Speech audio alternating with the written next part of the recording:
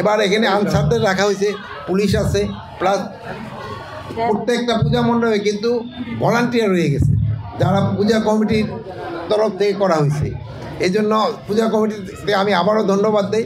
আরেকটা জানেন যে এইবার প্রথম দিকে চয়নশীল মানে ওই বেচারায় কিন্তু কোনো অপকর্ম করে নাই, এখন প্রমাণ হলো যে উনি কোনো রেপের সাথে জড়িত না, বাট ওইটারে দিয়ে এই পূজাটাকে একটা অস্থিতিশীল করার জন্য একটা মহল চেষ্টা করছিল।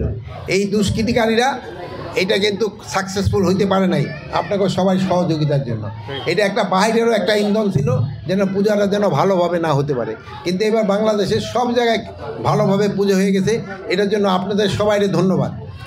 এবং আর আগামীকাল কিন্তু বিসর্জন, এইটার জন্য ভালোভাবে হয় এটা আমরা আশা করি।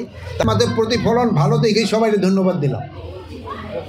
আর যে পার্বত্য চট্টগ্রামে যে সবসময় দেখবেন, গতবারও দেখবেন এই টাইমই কিন্তু এরা করে, এই পূজাটা যেন ভালোভাবে না হতে পারে।